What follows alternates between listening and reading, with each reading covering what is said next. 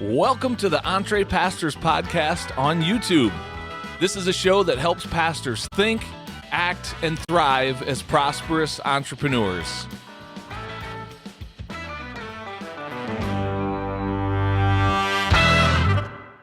Well, hello everyone, and welcome to the EntrePastors podcast on YouTube.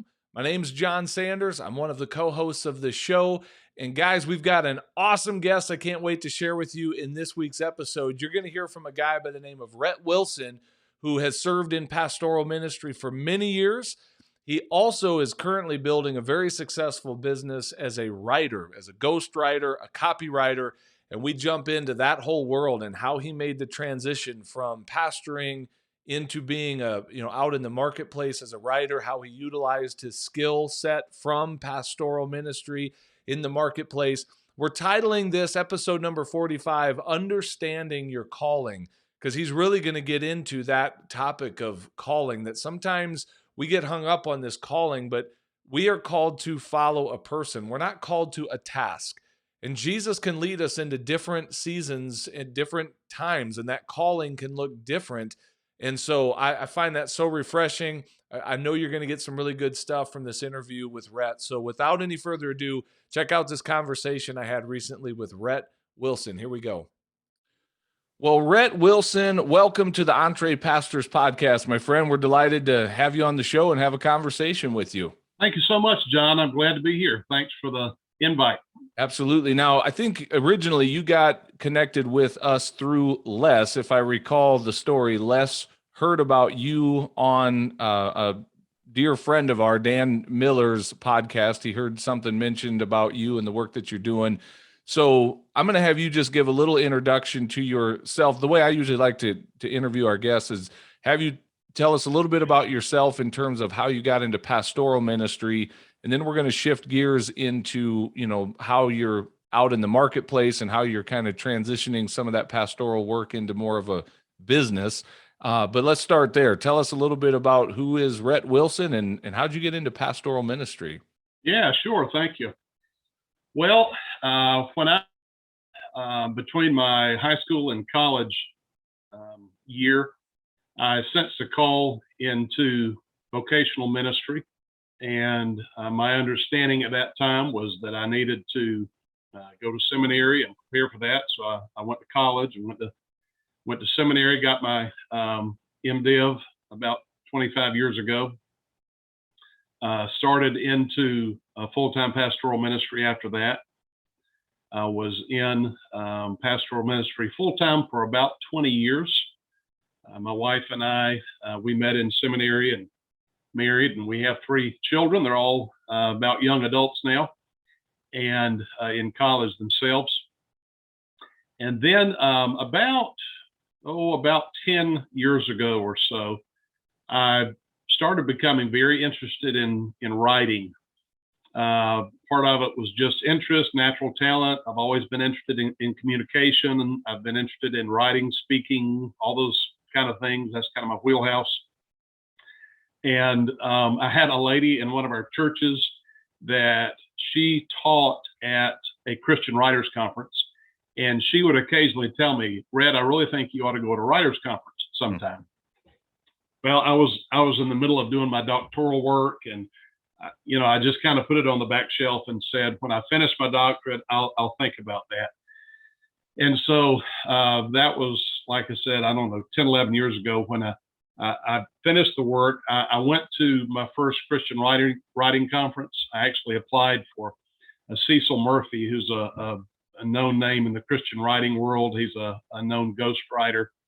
He does a scholarship for this conference. I applied for it. I got the conference, went to the Blue Ridge Christian Writers Conference in Ridgecrest, North Carolina, and loved it. I was like, my gosh, I'm with my people here. Okay. Can I interject? What kind of stuff happens at a writers conference? Tell me about, I've never been to a writers conference. Yeah, sure. Well, there are really 3 reasons to go to a writers conference. One is to get training. You're going to take classes. You can take editing classes. You can take writing magazine article classes, writing blog classes, writing scripts classes, all kind of things. You can take marketing classes, networking classes. I would encourage anybody interested in writing to attend a writers conference. And there are all kinds all over the nation. The one that I've been to the most is the Blue Ridge Mountains Christian Writers Conference, and it's a great, fantastic conference, one of the largest ones in the nation. That's one reason, is to get training. Another reason is to just network. Just like in so many careers, when you go to a trade conference, that's where you meet people. And it's one thing to go to somebody's website and try to connect with them. It's another thing when you have supper together at a conference, you know each other, you connect. Then when you get home, you email and say, hey, you remember we, whatever, and there's an instant connection. And one thing they would say at the writers' conferences is, of course, this was back when everybody had a business card and you would collect everybody's business cards, but they would say, don't ever throw those away, because they said that friend you made 5 years from now, they may be the editor of a magazine and they'll let you write for them, and so that just happens. And then the third reason, which is reason enough, is that's where you meet the gatekeepers of the industry. And, when I was a kid, I loved watching the Waltons. And John Boy, of course, he was a writer, and he spent 5 years writing a book. Well, back in that day, you'd write your book, and then you'd put it in the mail to the publishing house, and they might contact you directly. Well, that's not how it works anymore. Today, most of the time, 99% of the time, you go through editors and agents, and they're the gatekeepers of the industry. And you've got to make relationships with those people. And conferences are the best way to do that. And it's worth the ticket price of the conference just to get to meet some of those people. At most writing conferences, they're going to give you options to sign up for 15-minute meetings with the gatekeepers. And so you can get 4 or 5 meetings face to face for 15 minutes. You can ask them anything. You can pitch your work to them. And then what they'll tell you, if they have interest, is they'll say, here's my email me. And when you email me, tell me we met at this conference. Well, that's gotten you somewhere. And so anyway, I did that. I was very interested. I was in a process of getting frustrated with full-time pastoral work for several reasons. Some of it just the stress of it. Some of it was the difficulty of providing financially for my family like I wanted to in kind of that limited role. And I can remember going to a photo shoot when we got our kids' portraits made one time, and the man was doing such excellent work and selling. And I remember thinking, gosh, I'd love to have something to sell that could, benefit my family. And so anyway, I was in a real time, several years of praying, introspection. Lord, what am I supposed to be doing?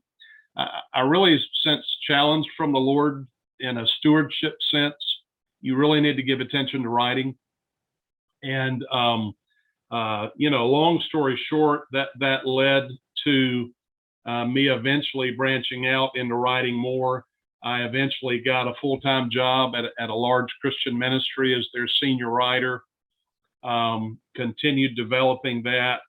And then this year, I have stepped away from that and have gone into writing full-time. I'm doing some ghostwriting, freelance writing, editing, different things, and love that, working remotely. I'm still in pastoral ministry. I'm a transitional pastor at a church.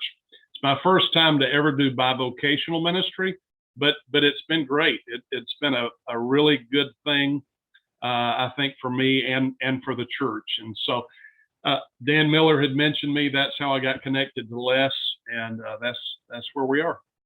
Man, I love so much about your story. I'd like to go back. We'll come back around to kind of current day where we are now on the other side of hopefully it's the other side of this pandemic. And I want to pick your brain a little bit about just where you see the church going and what pastoring is going to be looking like in the future, Yep. based on all that has changed in the recent past. But let's go back before all of that. Let's go back to that season of your ministry where you are full-time pastor, probably, I'm assuming just from what you've described, very much the traditional model, the traditional route into pastoral ministry. You went and got a degree, you work in full-time for a church. Was that primarily your single source of income? I mean, you didn't have any other things coming in. Yeah. Yeah. When I was in seminary, just about everybody, you just assumed I'm going to have a full-time job for the rest of my life. I mean, that was back in the 90s, in kind of the heyday of the big staff, big church, big facility churches. And, I'm told now that in most seminaries, Baptist, Presbyterian, Methodist seminaries, they tell students you really should plan to do bivocational work for at least part of your career. Demographics have changed. Tom Rainer has been writing for several years saying, pastors, you need to consider bivocational. A lot of churches are going to need bivocational pastors because they're not going to be able to afford the full-time staff and all those kind of things. And that's not necessarily a bad thing. When I think about where God may be taking the church in America, and people have said for years, we may be moving back to more of a first century model of ministry. Well, in the first century, they didn't have, massive budgets, massive church buildings, massive staffs. It was much more organic. Yeah. I was at a meeting, a mentoring meeting a few months ago with Leighton Ford Ministries, talking to a pastor in Kentucky, and their model is they're trying to go, they started a gym, and they're winning people to Christ, discipling people, doing Bible studies out of that gym. They started a health store, same thing. So anyway, I mean, certainly there most likely will always be churches that have the full time, but I think a whole lot of us have had to reconsider, maybe there's different ways. And when we look at the scriptures, you look at Paul, Paul, sometimes he was out full time doing ministry, but sometimes he had a business. He was tent making and supporting himself, and so there are a lot of different ways out there, I think, that God has for us. Yeah, one thing you said that really resonates with me, and I agree. I don't think it's a bad thing. I think it's a good thing that we're going to see more pastors out in the marketplace. Because yes, bivocational ministry has been a thing for a long time, but at least in my context, growing up in my circle of the evangelical church, and growing up in a pastor's home myself, I always felt like for most pastors, it's done with the sense of like, oh man, I can't quite make it as a full-time pastor. It's almost like a resignation to, I have to be bivocational in order to be able to be a pastor, instead of embracing it like, I get to be out in the marketplace and thrive. And also I get to do this awesome thing, in the church. But so I want to go back to that season where you're in that place of being the traditional full-time pastor, and you're starting to think about, I'd sure like to have some more income. I'd like to maybe explore this writing thing more. I kind of want to drill down into your mindset a little bit. Like, was there any mental work that you had to do to kind of overcome some limiting beliefs, or maybe permission to be able to really explore something in addition to being a pastor, or was it easy for you just to go, no problem, I'm going to go do something else? Absolutely. There was a whole lot of mental hurdles to get over, and this was not a 3-month deal. We're talking years in the making. When I was, this was years ago. I was driving on Highway 49 in Lawrence, South Carolina. I can remember it clearly.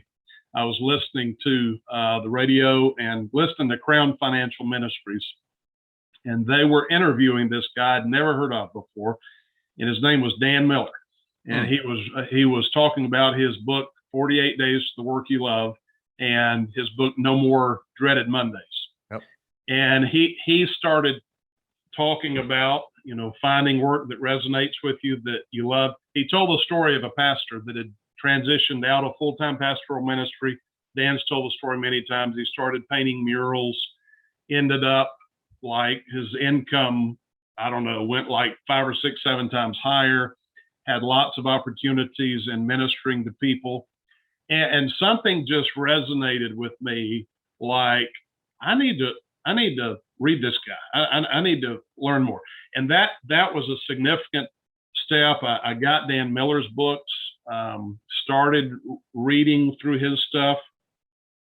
I had very much, had the traditional mindset of ministry, the traditional mindset kind of that you shouldn't want to do anything.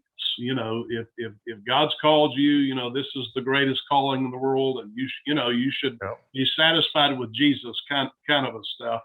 Yep.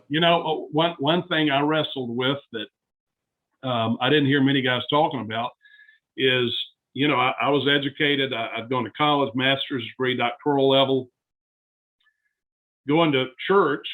Well, the guys that I identified with were your professional guys. They were your guys that had master's degree, doctors, lawyers, whatever. Guys, they're making $150,000 a year. I'm over here struggling, trying to keep my family going with, $50,000 a year. And you struggle with that. You struggle with, hey, these are my buddies, but they're in a different place than I am. So all that was going on. I came across a book by John Bradley. I think it's out of print now. It's something that Nav Press did. It was called Discovering Your Natural Talents. And he did that, and he did another book called Switching Tracks about mid-career transitions. And I was about 35 to my late 30s at the time. I was really getting into that early midlife and the midlife evaluation. And Bradley's stuff really helped me to look at myself. Bradley also has a business called IDAK, I-D-A-K. I don't know if he's still running it or not. It's a mid-career transition business ministry. And I actually hired him. He offered some first level where you hire him, and he does a thorough evaluation of you. I've done all kind of surveys in my life, but he sends you something with like 600 questions or something. And just, you do a major evaluation. Yeah. And then you do several phone interviews with him. Well, he came out and he just gave me some real concrete advice from somebody that he didn't have any skin in my game. He didn't have any reason to push me one way or the other. And, one of the things he really did was get you to look at your natural talents, get you to look at the things that really make you happy. Look at the things since high school. He says, what are the 10 things you've done that you've enjoyed the most? And some of these kind of things where you really dig and evaluate. And then he talks about how you relate to people the best, and all kinds of things like this. And then at the end, he comes out and just gives about 10 suggestions of things you need to look at. With that same time period, did the Strengths Finder with Gallup, the DISC profile. I just did all, because I was kind of at a place in life that I said, look, I've tried to do all the right things, but I'm frustrated, and something's wrong. Either my heart's not right with Jesus, maybe, but I don't think it's that. I think that stuff is good. Maybe I need to learn to think in ways I haven't thought before about some of these things. And so that really began, a really several years process of wading through these things. Dan's stuff really helped me to think a little bit differently vocationally, and to realize that really, one thing I remember Henry Blackaby saying that I've resonated with is some people in ministry, they define calling by task. They define calling by God called me to preach, and that's all I'm going to do, or God called me to be a music minister, and that's all I'm going to do. And Blackaby would say, biblically, calling is mainly a calling to Jesus himself. It is a calling to a relationship. In different seasons of your life, that calling may manifest itself in different ways. And then Dan talks a lot about that, about the difference between vocation, career, jobs, those kind of things. And through the years, I just learned to think a little bit differently, and I think really more biblically about those things, and realizing that, the guy practicing law or teaching a school or picking up the trash, if they're doing what God's called and wired them to do for the glory of God and to help other people, that's the same level as the guy that's preaching the gospel, Yep. and just seeing it. And I think it helped me theologically. I'm a Southern Baptist. We tend to put a huge emphasis on evangelism. And I heard a lot growing up, kind of the mindset that, that's the only thing that really matters is people getting saved, Yep. And I think one of the reasons our society is in the mess we are is because the church kind of adopted that mentality for a long time. Yeah. And we said, get out of the public square, get out of politics, get out of the schools, get out of Hollywood, and just get people saved. And one of the shifts theologically I had to go through is seeing a theology that is centered on the glory of God, and everything else is secondary. And so evangelism is one way that God has brought glory. Writing a script for a Hollywood movie that is good and honorable and has honorable themes, God is glorified in that.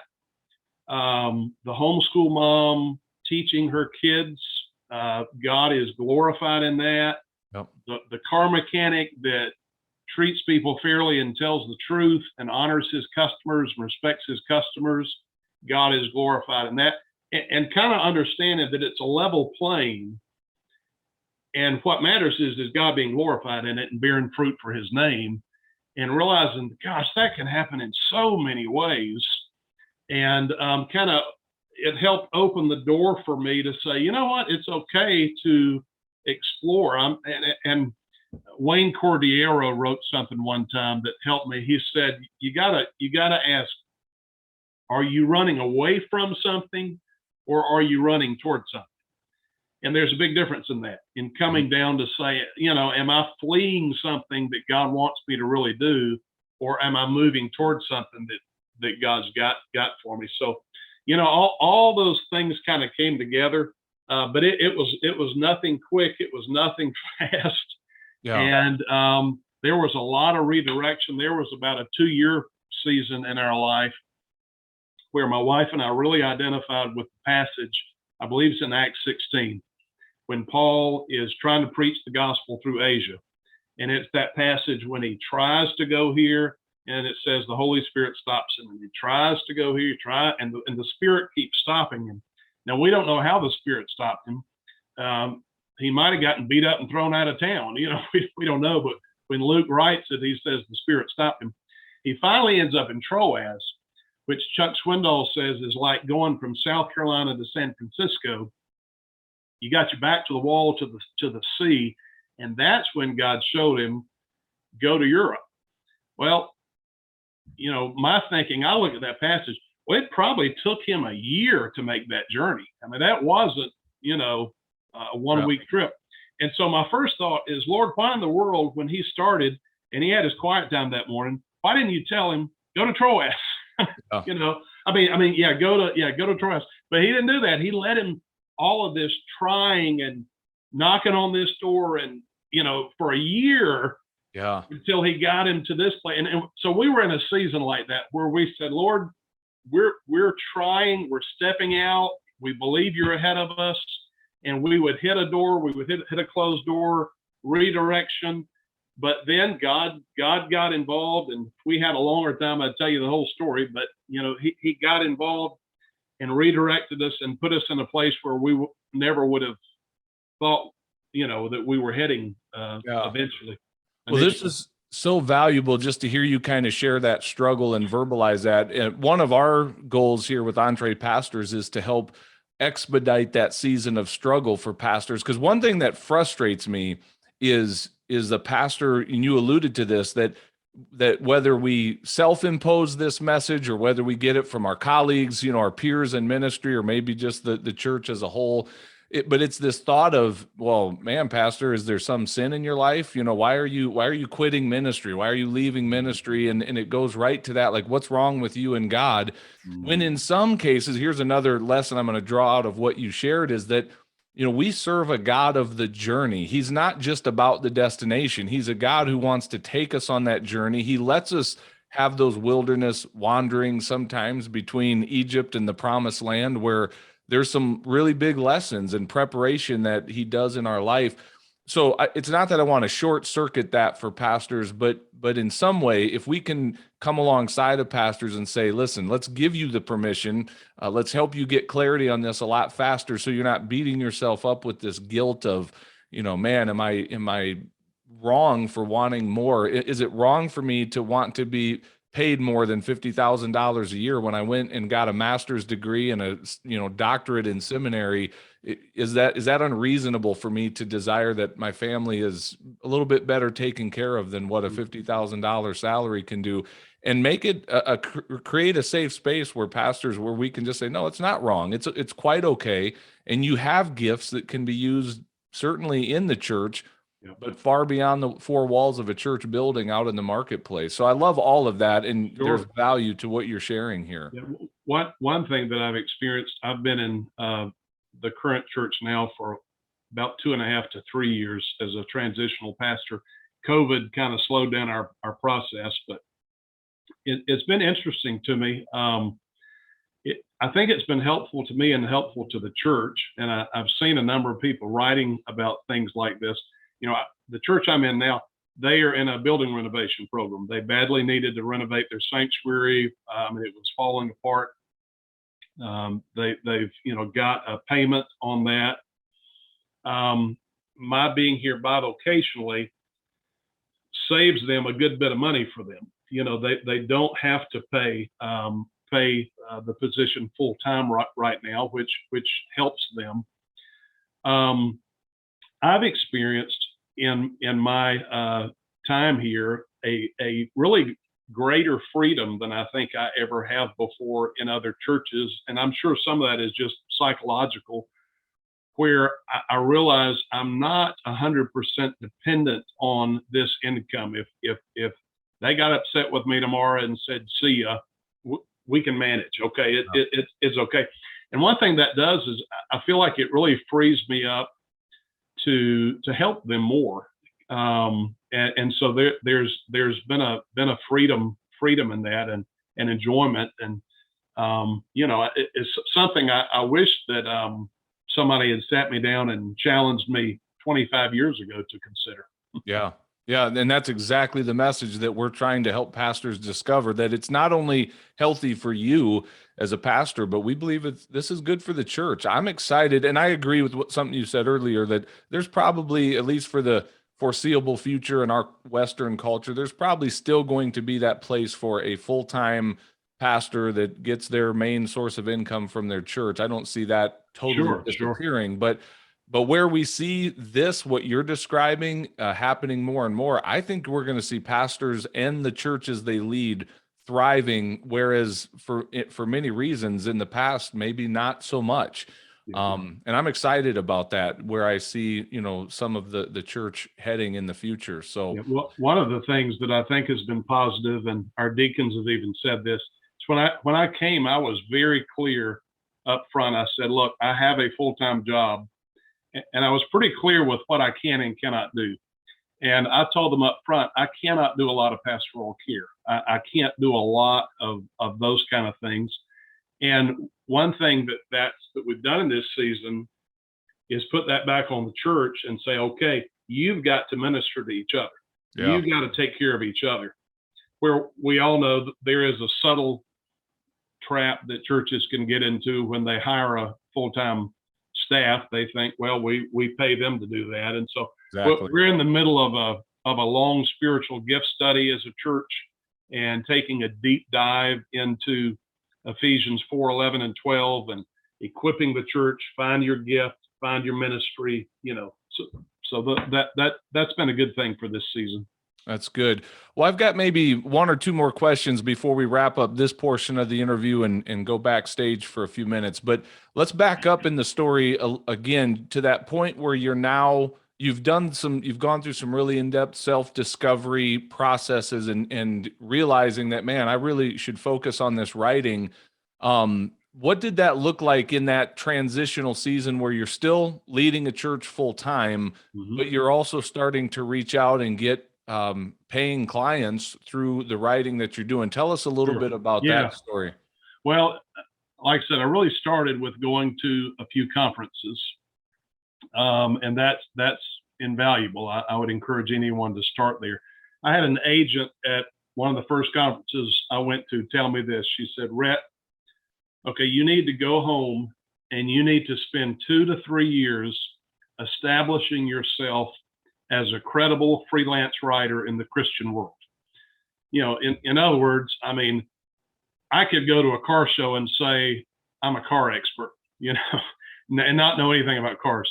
I could go at a writers conference and say I'm a writer, but not have anything under my belt. And so I took her advice to heart. I went home and I did that. I really took what I learned at the writers conferences, and I thought of it like it was another course in school I was taking. Okay, I'm going to go home and I'm going to do this. And I practiced what they said. I learned how to write query letters. I learned how to write pitch letters. I learned how to approach editors. I learned how to approach magazines and devotionals and those kind of things. Had a good connection with an editor at Lifeway, and just really through the connections I'd made at the writing conference, just started getting opportunities, write a devotion, write a magazine article. That led to more, that led to more. One reason you want relationships with the gatekeepers is if this guy is an editor for this magazine, he may work with 2 guys that edit 2 other magazines. And when they're in crunch time and they say, oh, I need a quick article, do you know anybody, and it just works that way. So I really spent 2 or 3 years getting a lot of things published, and learning everything I could, reading, writing books, listening to podcasts, all that kind of stuff.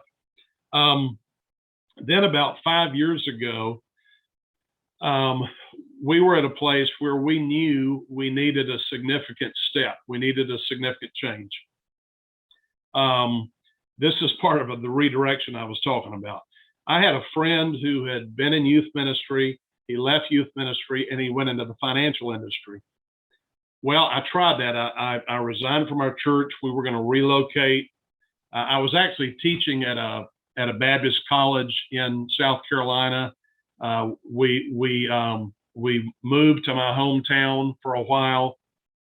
Well, lo and behold, that organization, that company, they make their new hires take the hardest financial test in the industry first. If you don't score high enough, they let you go immediately. And so we had kind of sold the farm. We're moving in that direction. I didn't score high enough on the first test. And so the guy says pretty much, okay, we're letting you go. So then we're like, okay, what do we do now? And that began about a 6 to 8 month process of unemployment and looking at this and looking at this and looking at this. Well, out of the blue, my wife has been a minister of music before on church staffs that I've been on. Her home church lost their minister of music. They reached out to her and said, would you come and just fill in for a while and stay where you are, but just come here on Sundays and Wednesdays? I told her, I said, that's great, do it. But you know what's going to happen? I said, in about 6 weeks, they're going to want you to come full time.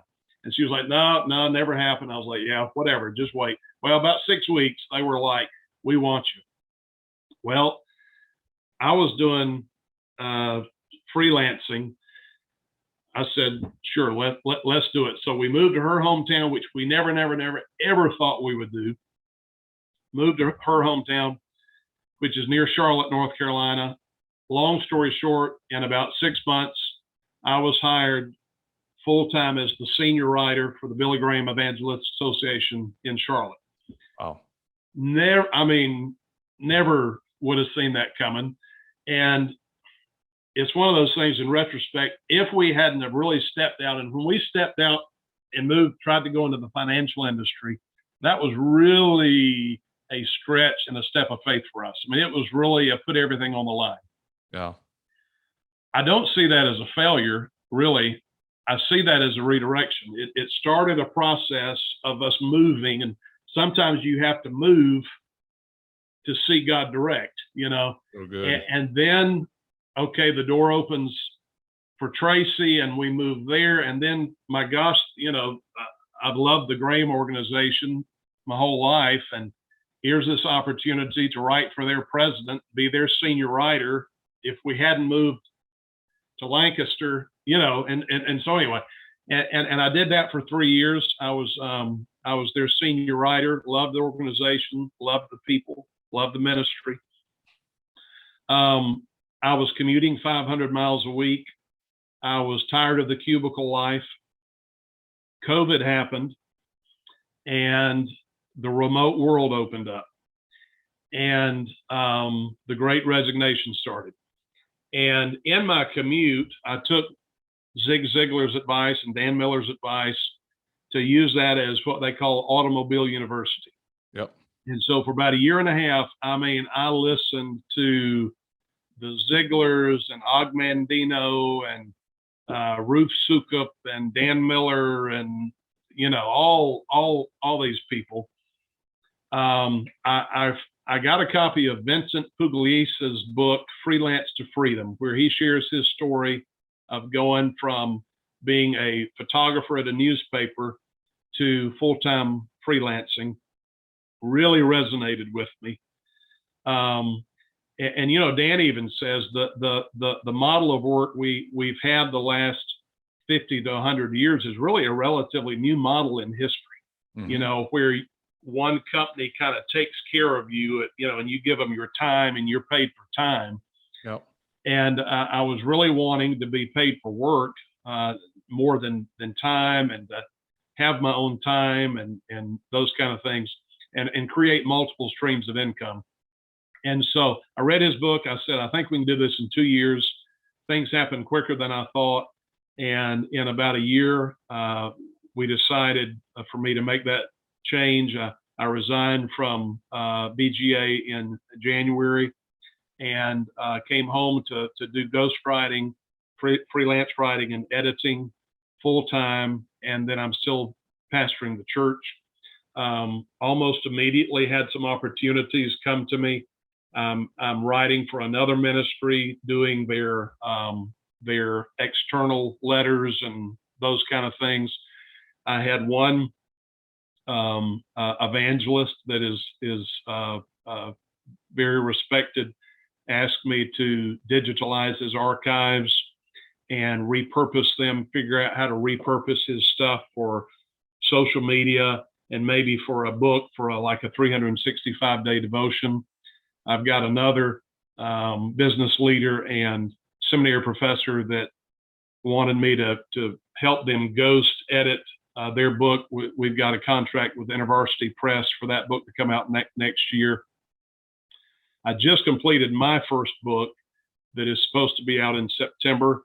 It's called 7 Words to Pray for Your Family. And I'm very much in, I'm